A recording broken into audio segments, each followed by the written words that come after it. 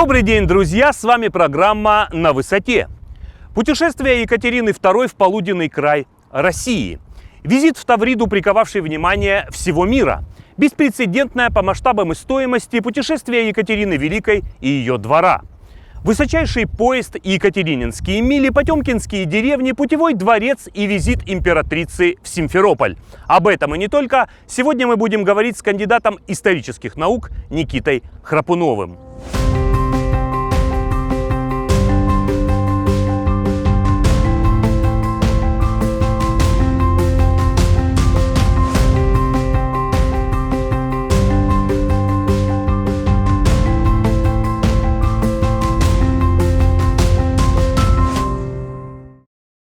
Никита Игоревич, 26 мая 1787 года именно по этой дороге из Бахчисарая в Симферополь проследовал так называемый высочайший поезд Екатерины Великой. К этому визиту Екатерины в Крым, наверное, было приковано особое внимание всей Европы. Расскажите, как вообще появилась эта идея, что императрица лично направляется так далеко, в общем-то? Надо сказать, что идея поехать на юг появилась у Екатерины II еще до присоединения Крыма. Это обсуждалось как минимум с 1782 года. Дело в том, что люди, которые жили в XVIII веке, они очень от нас отличались. Они мыслили по-другому, у них была немножко другая логика, они по-другому рассуждали. Они многого не знали из того, что знаем мы, и многие вещи, которые нам кажутся естественными, для них вообще не существовали. Поэтому, когда мы говорим об этих людях, мы должны делать скидку, на их ментальность. Вот по нормам XVIII века путешествие монарха по своей стране – это было очень важное мероприятие с самой разной точки зрения. Крым – это не первое место в провинции, куда поехала Екатерина II. Она до этого совершала поездки и по Волге, и в Могилев, и в некоторые другие места. Тут было несколько аспектов. Во-первых, императрица путешествием утверждала престиж своей власти. В эпоху, когда не было ни интернета, ни социальных сетей, когда информация расходилась очень медленно, монарху нужно было каким-то образом демонстрировать себя людям, тем самым показывая себя. И вот эта пышность, торжественность такого рода поездок, она утверждала в глазах подданных престиж власти. Это первая, сторона вопроса. Кроме того, императрица пыталась узнать свою страну. Страна огромная. Живя в Петербурге, сложно себе представить, чем живет, например, отдаленный юг. Поэтому для императрицы такого рода поездки – это узнавание новой информации. То есть для нее было так важно узнать людей? Да. То есть действительно августейшим особам это было очень важно? Екатерине конкретно да. Потому что она себя изначально понимала как просвещенного монарха, то есть как монарх, который правит на благо обществу, не потому что ему так хочется, а который должен свою страну вести к процветанию на основании передовых научных и философских знаний. В этом и была идея просвещенной монархини на троне. Отсюда следовало, что надо было лично разобраться в каких-то проблемах на местах. Вот ситуация была непростая в то время, мы знаем, и в России, и в Европе. Как оценили европейские государства этот визит императрицы в Крым? Одним из важных аспектов этого путешествия было участие представителей великих держав. Во-первых, в путешествии участвовал император Священной Римской империи германской нации, или, как мы его проще называем сейчас, австрийский император Иосиф II. Он был в Крыму, и здесь они с Екатериной вели разнообразные переговоры о том, что делать дальше в международной политике. Кроме того, в путешествии участвовали послы великих держав. Французский посол Луи де Сигюр, английский посол Алейн Фицхерберт и австрийский посол Людвиг фон Кобенцель. Иностранцев было достаточно много, и это были высокопоставленные дипломаты и так далее. Да, и один из аспектов этого путешествия – это переговоры на международные темы. Как Европе жить дальше? Что делать с Османской империей? Воевать с ней, не воевать и так далее. Это такой следующий аспект путешествия. Наконец, для Екатерины II очень важно было установить контакт с местными жителями, с представителями самых разных религий и народов. Всегда во всех путешествиях Екатерина старается выстраивать отношения с местными людьми. Будь то, неважно кто, крымские татары, караимы, русские, украинцы и так далее. Не случайно, поэтому во время такого путешествия Екатерина принимает у себя каких-то местных, ну, конечно, представителей местной знати, не рядовых людей. Она дарит им подарки, делает вклады в церкви, в мечети, дает деньги на разного рода церковные нужды и так далее. Что представлял из себя вот этот вот так называемый высочайший поезд или императорский кортеж императрицы? Это такая была довольно сложно описываемая картина. Это был такой хаос из карет, повозок, всадников, военных и так далее. Невозможно понять, сколько там этих карет находилось в каждый момент времени, потому что люди то присоединялись, то уезжали. Спутники могли покидать императрицу, уезжать, осматривать свои владения. Вот, например, император Иосиф II в какой-то момент покинул кортеж императрицы и поехал смотреть Балаклаву. Зачем-то ему захотелось на эту Балаклаву посмотреть. То есть это десятки карет, за ними какие-то вспомогательные, значит, службы, тут же охрана. Значит, на материке Екатерину сопровождал казачий конвой, понятно, на случай неприятностей. Значит, в Крыму она поменяла его на конвой из крымских татар. Эти люди выглядели очень ярко, очень необычно, и поэтому потрясли воображение спутников Екатерины. Например, Иосиф II описывал с восторгом штаны, в которые одеты крымские татары. Дело в том, что европейская армия по моде того времени носила короткие штаны, которые заправлялись в чулки, а крымские татары, соответственно, носили обычные такие длинные штаны, что очень сильно удивило австрийского императора. Он подробно остановился на этом важном стратегическом вопросе. Надо сказать, что этот конвой он выполнил свою цель.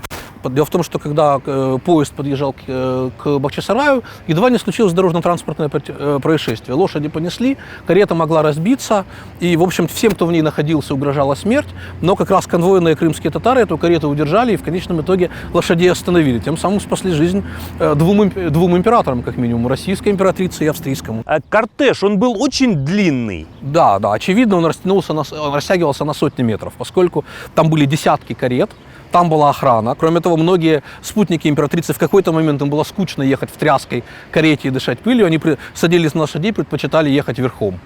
Впоследствии, кстати говоря, один из самых ярких спутников Екатерины, принц Шарль де Линь, оставивший замечательные воспоминания о Крыме, он впоследствии говорил наследнику Екатерины II, императору Павлу I, что, разумеется, Ваше Величество, ваша мать многого не видела в этой поездке, поскольку она ехала в карете. Но мы-то ее спутники, мы же мужчины, мы же не слабые женщины, поэтому мы могли поехать верхом и увидеть многое того, что укрылось от глаз императрицы.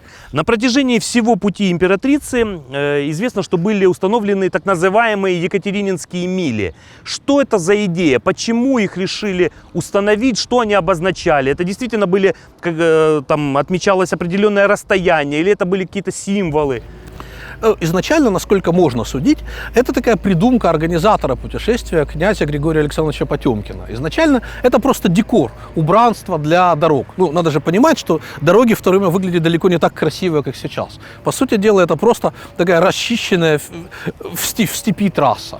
Поэтому для красоты через каждый километр, точнее, через каждую версту устанавливались так называемые версты, такие каменные столбики, но они не сохранились до наших дней. Верста – это 1067 метров на наши измерения. А через каждые 10 верст ставились так называемые екатерининские мили. Это вот такие известные подквадратные, даже в Крыму сохранилось да. Несколько штук по сей день. Да, их сохранилось несколько штук в Крыму, сохранилось в Бахчисарае, в районе Новопавловки, в районе Белогорска сохранилось, да, но на самом деле их было гораздо больше. То есть изначально эти мили, они просто обозначали эту дорогу в степи, ну, делали как бы ее более красивой. Но, конечно, потом, после окончания этого путешествия, эти мили стали восприниматься именно как такой сувенир, как мемориал, как память об этом выдающемся событии. Именно в таком виде они уже вошли в культуру, например. Вот именно на этом промежутке дороги из Бахчисарая в Симферополь есть несколько населенных пунктов, названия которых связывают с Екатериной II. Это и приятное свидание, это и чистенькое практически на подъезде к Симферополю. Действительно, эти названия имеют какое-то отношение к этому визиту императрицы в Крым? К сожалению, нет. Но дело в том, что, как всякое такое выдающееся событие, приезд Екатерины на юг, он немедленно вызвал всякие рода слухи, сплетни, легенды и так далее. Тем более, само событие довольно быстро забылось. А следующее поколение местных жителей, они уже передавали разного рода вот эти легенды, которые они сами придумывали. Про приятное свидание, например, достоверно известно, что никакого там села не было до середины 19 века. Но там, в том месте, был кабак, в котором могли отдыхать русские офицеры во время Крымской войны. Собственно, вот и приятное свидание. Никакого отношения к Екатерине и Потемкину это, конечно, не имело. Хорошо, а вот термин «потемкинские деревни», это термин каким-то образом можно отнести к Крыму? Что вообще из себя представляет потемкинская деревня? Ну, значение этого слова очень простое. Это ловкий обман, фальшивый фасад, который скрывает за собой разруху и пустоту. Вот это довольно быстро после того, как закончилось императорское путешествие, особенно плохо относившиеся к России западные писатели распространили такие слухи, что все вокруг было сплошным обманом. Потемкин строил такие просто деревянные фасады домов, ложные где-то на горизонте, чтобы императрице казалось, как будто здесь цветущие деревни, основанные в ее новых владениях. Но за ними скрывалась пустота. Якобы толпы народу перегоняли с места на место, чтобы они изображались счастливых крестьян. Точно так же перегоняли стада животных, чтобы казалось, что вот эта вся земля, она стала цвести под благодетельным правлением Потемкина. А на самом деле все это был сплошной обман. Дело в том, что спутники Екатерины отчасти тоже говорили о том, что было довольно много декораций. Например, император Иосиф II, который участвовал в основании города Екатеринослава, но это ныне город Днепр, бывший Днепропетровск, он записал буквально следующее. Екатерина заложила первый камень в основании этого города, а я последний. То есть он не верил в то, что здесь будет новый город. Но когда мы подходим к этому феномену потемкинских деревень, нам нужно понимать вот какой аспект. Дело в том, что в XVIII веке очень важным таким феноменом считался театр.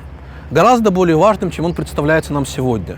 Театр считался такой штукой, которая способна трансформировать общество, учить его добру, учить людей правильно себя вести, преобразовывает это общество. В частности, Екатерина сама писала театральные пьесы, рассказывая в них то, что она хотела донести до своих подданных. То есть элемент театра во всем этом путешествии, да. Это было своего рода шоу, да? Да, это совершенно осознанная политика Потемкина. Он показывал не то, что сейчас есть, а то, что будет в будущем.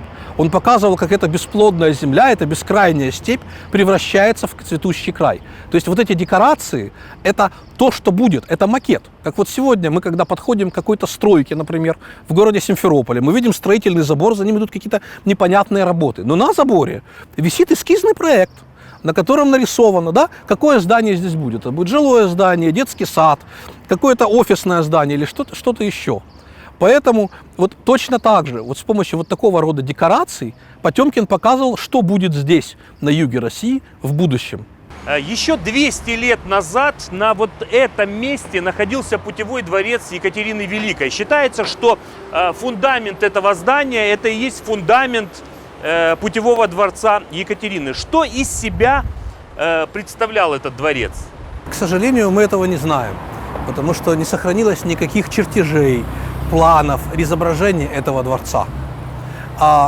Мы знаем, что она здесь была, что они приехали сюда в начале 26 мая 1787 года и пробыли здесь до 2 часов дня. То есть меньше 2 часов они здесь. То есть сама императрица Екатерина Великая в Симферополе была именно вот здесь, в этом месте города, да, в путевом дворце, не более 2 часов. Да, чуть меньше даже. Чуть меньше. У нас есть официальный дневник ее путешествий, журнал в терминологии 18 века, а также второй дневник, который вели придворные камер-фурьеры. Вот согласно этим документам, значит, чуть меньше 2 часов и в другие места в Симферополе не заезжала. Вот какие-то факты, что здесь происходило, что она здесь делала? Значит, в этом дворце сначала, конечно, неизбежные гигиенические процедуры. После долгого пути по пыльной степи, когда вот эта грязь, пыль садится, понятно, да, там умыться надо было. А после этого здесь был дан обед. Обед, на который были приглашены чиновники Таврической области. Дело в том, что для Екатерины, для ее идеологии, для ее путешествий вот этот обед с местными чиновниками, это всегда было очень важное действие. Таким образом, она как бы показывала этим чиновникам, что они вместе составляют единое целое, единое сословие государственных людей, которые управляют этим государством. Они как бы осознавали себя как нечто единое. Вот здесь состоялся такой обед. Значит, обычно на такого рода мероприятиях раздавались разного рода награды, либо ордена, либо деньги, либо какие-то ценные вещи, например, там украшенные табакерки какие-то, перстни и так далее. А вот есть схема вообще путевых дворцов Екатерины. Может быть, что это здание все-таки путевого дворца было построено под тем типовым схемам? Возможно, но мы, к сожалению, этого не знаем. Мы знаем, что были действительно эти схемы типовых дворцов, но они всегда подстраивались под конкретную ситуацию. То есть, например, вот мы знаем, что в Симферополе была большая проблема с камнем. Здесь нет месторождений камня природного. Надо было этот дворец строить из камня. И поэтому было принято специальное решение разобрать на строительные материалы загородный дворец крымских ханов Ашлама-Сарай. Это между Бахчисараем и Чукоткале. Дворец к тому времени уже развалился, сохранить его не получалось, хотя пытались. Но вот были строительные материалы. Значит, решили применить их для строительства путевого дворца. Но это достаточно масштабное было здание по тем временам? Или это был такой небольшой дом для того, чтобы временно здесь могла находиться императрица? Нет, не очень большой. Масштабное здание – это Зимний дворец. Это такой, небольшое такое помещение, тем более она здесь даже не ночевала. Хотя изначально думали, что, может быть, будет ночевать, но потом в процессе изменился план путешествия, и здесь она только обедала. То есть, по большому счету, нужны были какие-то несколько внутренних помещений для нее, чтобы она там могла умыться, переодеться, и зала, где вот они все парадным образом обедали с местными чиновниками. Очень часто приходится слышать и о том, что Екатерина молилась в одном из православных храмов Симферополя, и что она высаживала здесь, даже называется число 3 дерева шелковицы. Вот эта вся информация, она все-таки на уровне каких-то слухов, каких-то домыслов, баек? Нет, к сожалению, никаких документальных подтверждений нет, или, к счастью, их нет. Мы точно знаем, благодаря официальным дневникам путешествия, что она приехала в этот дворец. Здесь они, значит, пообедали, после чего они уехали в Карасу-Базар, то есть в Белогорск. А эти все легенды насчет шелковиц и церквей, это все легенды, которые возникли позже. Но так всегда бывает. Когда происходит такое важное событие, память о нем живет в течение многих поколений. И следующее поколение людей, они додумывают, домысливают эти истории, и, значит, эти истории приобретают какую-то совершенно новую, неожиданную окраску, новые детали, которые не были известны даже самой Екатерине. Но вот что мы точно знаем, что Екатерина делала пожертвования финансовые на мусульманские храмы. И, среди прочего, на нашу Симферопольскую соборную мечеть Кибир-Джами были пожертвованы деньги отдельно для мул, отдельно на библиотеку и отдельно, видимо, на муэдзинов этой мечети. Это, вот такое пожертвование действительно было, оно проходит по документам императрицы. Это очень важный момент. Дело в том, что во время путешествия Екатерина пыталась тем или иным способом установить хорошие отношения с местными жителями, с представителями местных, не только гражданских жителей, но и церкви. И она не была как бы религиозной фанатичкой. Поэтому для нее мусульмане были такими же людьми, как и православные или как и католики. Поэтому она всеми силами пыталась установить хорошие отношения с представителями мусульманского духовенства в частности, а также с крымско-татарской знатью. Поэтому, например, в Бахчисарае она сделала специальный прием, на который собрала вот этих лидеров мусульманского общества Крыма, а потом давала деньги на мечети, которые мусульмане уже могли использовать по собственным представлениям. И в частности, вот эти деньги получила Симферопольская мечеть Кибир-Джами. Никита Игоревич, получается, менее 2 часов, да, императрица находилась здесь. Достаточно мало известно о том, что было еще в Симферополе, но вот в целом, известны ли какие-то, может быть, научно подтвержденные, исторически подтвержденные факты или случаи о том, что еще было во время этого путешествия императрицы по Крыму? Да, довольно много есть забавных всяких историй, и мы о них знаем благодаря рассказам спутников императрицы, потому что впоследствии многие из них опубликовали мемуары об этой поездке, сделали, кстати, прекрасную рекламу Крымскому полуострову, потому что их читатели увидели здесь волшебную страну, как будто сошедшую со страниц арабских сказок, очень красивую, живописную, с прекрасными фруктовыми деревьями, с очень добрыми, милыми людьми. Но перед тем, как перейти к этим байкам, нужно сказать следующее. Дело в том, что Крым вот этим людям, спутникам императрицы, он казался воплощением Востока. Восток – это некая полная противоположность Западу, то есть их культуре, мир наизнанку. Это место, где существует совершенно другая этика, другая мораль. Место, где можно рассчитывать на всякие головокружительные приключения в стиле «Тысячи и одной ночи». Поэтому они так и вели себя здесь, так, что это нам немножко покажется странным. Вот, например, император Иосиф II. Он своим современникам казался человеком совершенно скучным, такой канцелярской крысой, таким вечно деятельным чиновником, который, как писали о нем, не имел ни малейшего чувства юмора и не читал ничего, кроме деловых бумаг. Но, видимо, эту маску он мог снять только когда оказывался за пределами в Австрии. Поэтому первая же история, в которую он вляпался, оказавшись здесь, на юге России, но не в Крыму, а близ нынешнего Херсона, он, как пишут в источнике, приласкал несколько больше, чем этого следовало, крепостную девушку, что, разумеется, вызвало некое возмущение у ее хозяина, который девицу поколотил и собирался проделать то же самое с императором, а потом еще донести об этом Екатерине II, что вызвало бы немедленно колоссальный скандал. И императора спас из этой дурацкой ситуации его хороший товарищ, принц Шарль де Линь, который выучил на русском языке несколько непарламентских выражений. Он явился, значит, к этому помещику, сказал все, что о нем думают, с использованием этих самых слов, а также напугал его своим генеральским мундиром, чем проблема и была решена. Но если бы Иосиф II на этом остановился, оказавшись в Крыму, он разузнал, что, оказывается, на Востоке особой славой пользуются черкесские красавицы. Поэтому он нашел некого русского, значит, поручика, дал ему денег и велел срочно ехать на Кубань, покупать там прекрасную черкешенку. Эта история вызвала целую панику у российских властей, потому что, во-первых, денег дали мало, на черкешенку бы не хватило. Поэтому, может быть, купить несколько похуже из других народов. А главное, куда их потом девать, куда их доставить. Это дело дошло до Потемкина, но неизвестно, что Потемкин ответил по этому поводу, кого покупать, если покупать, куда их отправлять. Вот таких историй довольно много на самом деле. Дело в том, что вот эти люди, Восток же, гаремы, сидячи в Бахчисарае в гареме ханского дворца, принц де Линь сказал своему товарищу, французскому послу де Сегюру: «Глупо сидеть в розарии и не видеть роз. Надо же посмотреть, какие эти татарки, они же скрываются под покрывалами, вероятно, невероятно красивые». Они разработали следующую диспозицию. Де Линь все-таки был фельдмаршалом, поэтому он действовал как-то опытный воин. Он узнал, что татарки ходят умываться к какому-то ручью на окраине леса. Они, значит, с французским послом пришли туда заранее, спрятались в каких-то кустах и стали ждать этих татарских женщин. Те пришли, сняли покрывало, стали умываться, но, значит, друзья были страшно разочарованы. «Право же, — сказал де Линь, — Аллах недурно сделал, что велел им закрываться, поскольку они были некрасивые с его западной точки зрения». Но этим дело не закончилось. Женщины перепугались, убежали в деревню, рассказали своим мужьям и братьям, и те чуть не побили камнями этих, значит, двух искателей приключений. Более того, когда де Линь рассказал об этой истории императрице, Екатерина II публично выбранила их.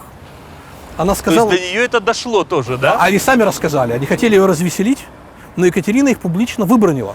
А ведь это время, дворянская культура, дворянская этика. Публичная брань – это унижение. Если бы такое сделал равный тебе, это, в принципе, повод для дуэли. С императрицей такого не пройдет. Но при всех она сделала выволочку французскому послу и бельгийскому полководцу за такое плохое поведение. А почему? Потому что, присоединив этих людей, я пообещала своим манифестам, что буду охранять их нравы, их культуру, их религию, их мораль. А вы что делаете? Ведите себя так, как должны себя вести порядочные люди. И вот эта вот театральная, совершенно театральная сцена, разыгранная Екатериной, разыграна не просто так. Она таким образом пыталась до своего окружения довести, что необходимо соблюдать то, что мы бы сейчас назвали правами мусульман. Их обычаи и их традиционную культуру. Известны слухи того времени, что якобы конвой императрицы убил муллу. И еще то, что сопровождавшая императрицу охрана, да, она была крымско-татарская, на самом деле, а это не были крымские татары, это были самые разные там антисоциальные элементы, представители разных национальностей. Действительно, и такие факты имели место быть? Нет, этих фактов бесспорно не было, потому что имеется большой комплекс документов, которые связаны вот с путешествием Екатерины. В том числе эти документы были составлены людьми, которые Россию не любили. Тот же Иосиф II, например, очень скептически относился, ну и многие другие люди. И раз эти события не отражены в этих документах, скорее всего, их не было. Но это то, что называется народная мифология. Очевидно, что крымские татары пережили психическую травму, связанную с ликвидацией Крымского ханства и с тем, что они теперь стали подданными не мусульманского, а христианского государя. И отражением этой травмы стали вот такого рода слухи, как слухи про убийство муллы, которые распространились в Бахчисарае уже в 19 веке. То есть эти слухи специально распространялись уже спустя многие годы? Да, спустя десятки лет, да, конечно. И, то есть это травма. То есть люди были травмированы. Поэтому уже потом, когда память о конкретном пребывании Екатерины стала забываться, вот возникли вот такие слухи, сплетни, рассказы, непонятно о чем, которые должны были показать, что русские очень жестокие люди, что они даже вот святого человека, значит, застрелили по той или иной причине. Но в реальности этого не было. А, конечно, такого рода слухи подхватывают кто? Подхватывают предубежденно настроенные по отношению к России путешественники и другие западные люди, которые, разумеется, это все тиражируют в своих трудах, потом переписывают друг у друга, и концов уже не найдешь. Точно так же, как вот упомянутая вами история про конвой Екатерины, который представлял собой сборище переодетых разного рода голодранцев, эта история появилась в эпоху Крымской войны, то есть через 70 лет после путешествия. Да как, в принципе, голодранцы могли сопровождать и быть личной охраной императрицы? Ну, это к вопросу о потемкинских деревнях, что Потемкин был такой жулик, хотел показать Екатерине, как ее любят ее подданные татары, поэтому, значит, пособирал бог знает кого, одел в татарские одежды и сказал, что вот вам татары. Но на самом деле это спекуляция, это обман, это политическая идеология, которая появляется в сочинении английского путешественника и историка Томаса Милнера, который в эпоху Крымской войны, собственно, пытался объяснить, а зачем, собственно, англичане полезли в этот Крым, зачем тут было осаждать Севастополь, зачем тут надо было воевать, в чем благородство их миссии. Вот он объяснял, как Россия угнетала всячески крымских татар, как им было плохо, и в частности приводил вот такого рода байки и сказки. Впервые памятник Екатерине II в Симферополе появился в 1890 году. Но спустя практически 30 лет, уже когда пришли большевики, после гражданской войны, он был демонтирован. И только вот буквально недавно, в 2016 году, Екатерина снова вернулась на свое историческое место, вот в городской сад. Интересно, что вот скульптура Екатерины, да, и у нее под рукой правой карта Крыма. Это очень символично. И интересно еще и тот факт, что уже после возвращения Екатерины, после этого путешествия в Крым, в 1790 году была выпущена карта, на которой Симферополем был назван Бахчисарай, а на месте Симферополя была надпись «Город Левкополь». Как вообще могла появиться такая карта уже в 1790 году, когда было очевидно, что Симферополь именно здесь? Дело в том, что тут нужно небольшое пояснение. А с точки зрения международного права тех времен нельзя было просто завоевать какую-то страну. Нужно было предъявить какие-то права на эту страну. Поэтому, когда в результате экспансии на юг Россия захватила вот эти все земли, надо было как-то объяснить, по какому, собственно, праву она этими землями владеет. И Екатерина придумала такой очень талантливый пиар-ход. Она сказала, что русские являются потомками греков. Причем как греков античных, то есть время Илиады и Одиссеи, так и греков византийских. Просто по праву крещения князя Владимира в Херсонесе. И поскольку русские являются потомками греков, они имеют права на те территории, где некогда жили греки. Следовательно, надо всячески подчеркивать вот это античное и византийское наследие на юге России, которое будет говорить о том, что русские здесь были давно, а эпоха господства мусульман – это такое небольшое историческое недоразумение. Именно поэтому те города, которые основывались на юге, они назывались на древнегреческий манер. Например, всем известный город Херсон на юге Украины назван в честь Херсонеса, который находится на окраине нынешнего Севастополя. Поскольку, когда пришло время основывать потом базу Черноморского флота, название Херсона уже было занято, позаимствовали название Севастополь у античного города, находившегося на месте нынешнего Сухума в Абхазии. Точно так же взяли древние названия Мелитополь, Никополь и некоторые другие. А кто конкретно придумывал эти названия? Вот, к примеру, Симферополь, да, как сейчас говорят в переводе с греческого, город пользы, город-собиратель. Кто придумал Симферополь? Этого не знает никто. К сожалению, не сохранилось никаких документов, которые бы объясняли, как именно было найдено это название. Название удивительно тем, что если основные вот эти южные греческие названия имеют прямую отсылку ко временам либо античности, либо Византии, то Симферополь – это новодел. И вот этот город-собиратель, там, то есть ацимфера греческая, собирать, плюс полис город. Это название новое, оно никак не связано с древней традицией. Мы не знаем, кто и почему его придумал. Есть всякого рода гипотезы, но не существует документов времени Екатерины II, подписанных каким-то человеком, который бы сказал, я предлагаю назвать вот так и потому, и потому, потому, и потому.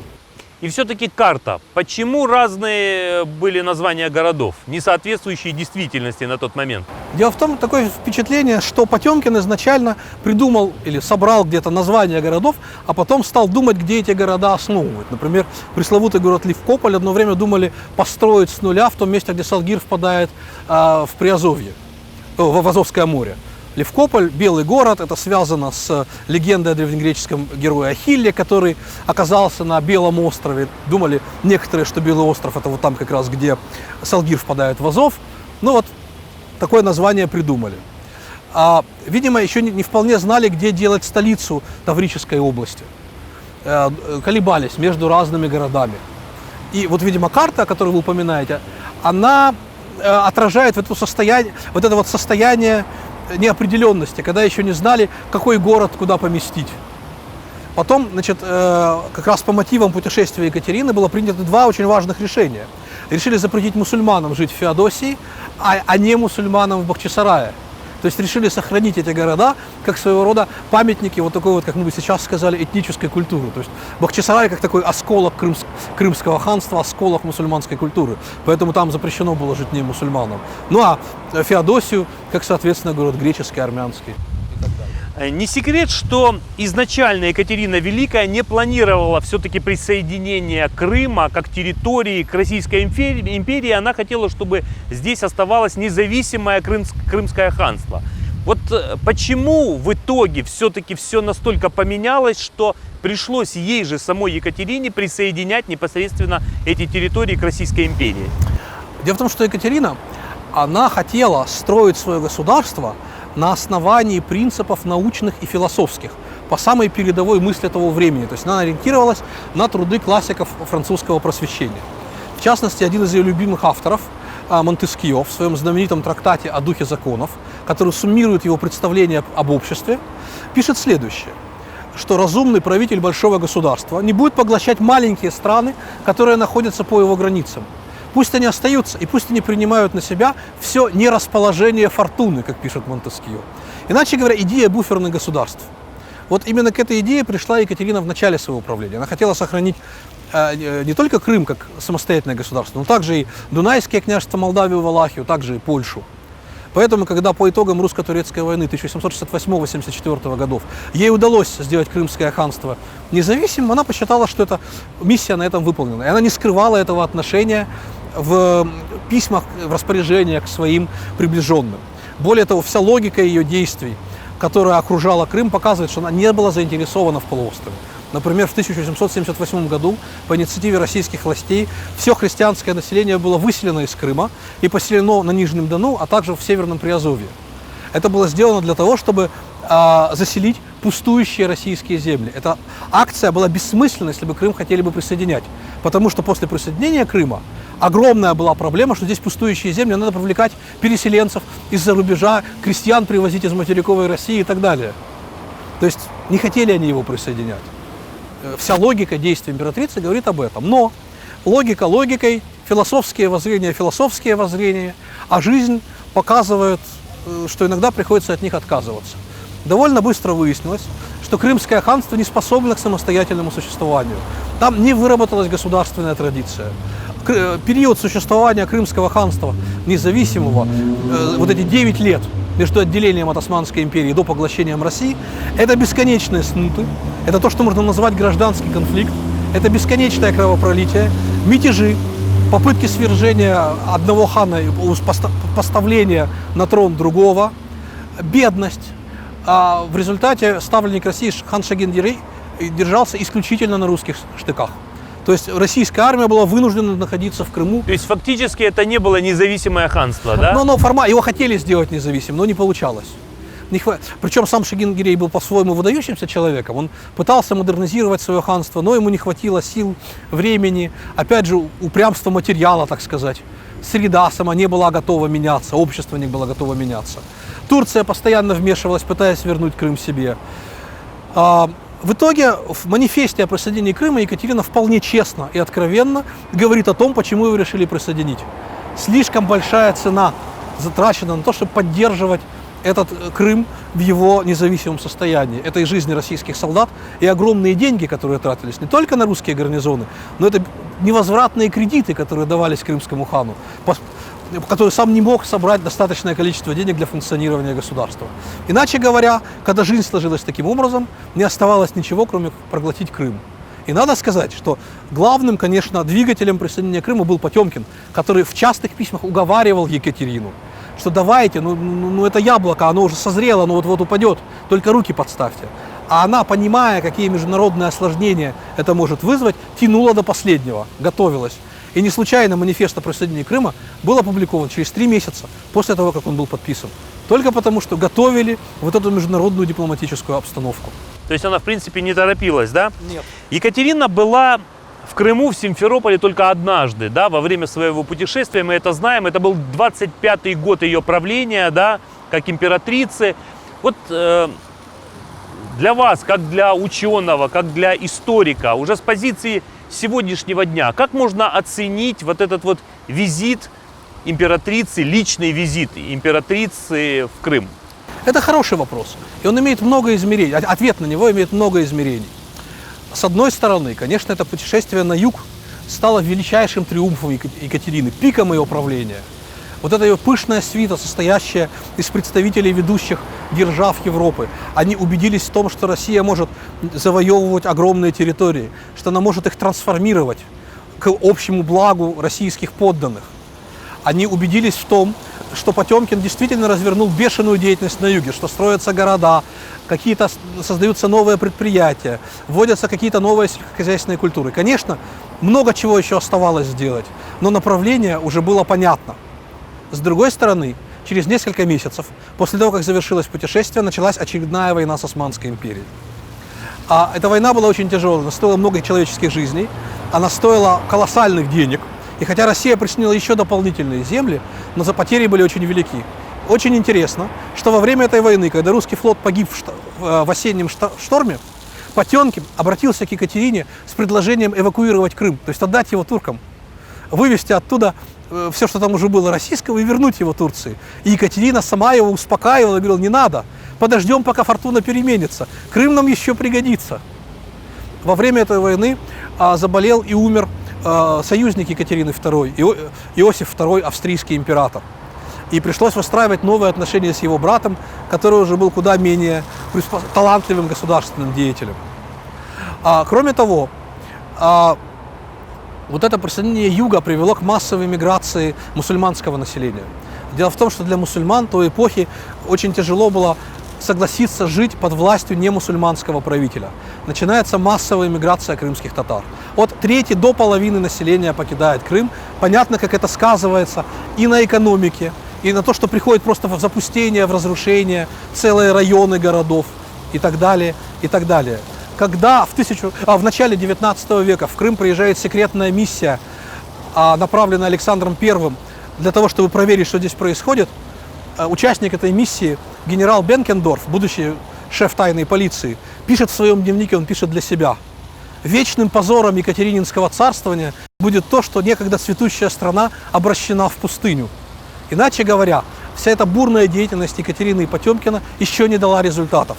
Понадобился очень долгий срок, не менее полувека, для того, чтобы Крым полностью интегрировался в состав Российской империи и превратился в по-настоящему цветущий край. Это уже сделал Михаил Семенович Воронцов во второй четверти XIX века. Но хотя интеграция в экономическом, культурном плане, социальном плане затянулась, пожалуй, самое важное, что сделала Екатерина, и в частности своим этим великим путешествием, она включила Крым в состав русской культуры. До этого в течение веков Крым воспринимался как место, где жили враги, где жил крымский хан, с ним велась война не на жизнь, а на смерть. Это был ад, тар-тар. Так называли вот эти степные пространства. Тартары называли татар. Добавляли лишнюю букву «Р» в эти два названия, чтобы добиться сходства с Тартаром, преисподней древнегреческих мифов. И вот этот мир наизнанку, этот ад, благодаря Екатерине русской культурой был осмыслен как часть, традиционная часть России, которую уже никто никуда не собирался отдавать, и которая была осмыслена как наша национальная территория. Именно поэтому несколько позже появляются такие замечательные произведения, как Бахчисарайский фонтан Пушкина, например, который навсегда сделал Крым вот этой частью российской культуры. И, пожалуй, вот эта моментальная смена акцентов, когда за несколько лет Крым из чего-то враждебного стал своим, пожалуй, самое главное достижение Екатерининского царствования.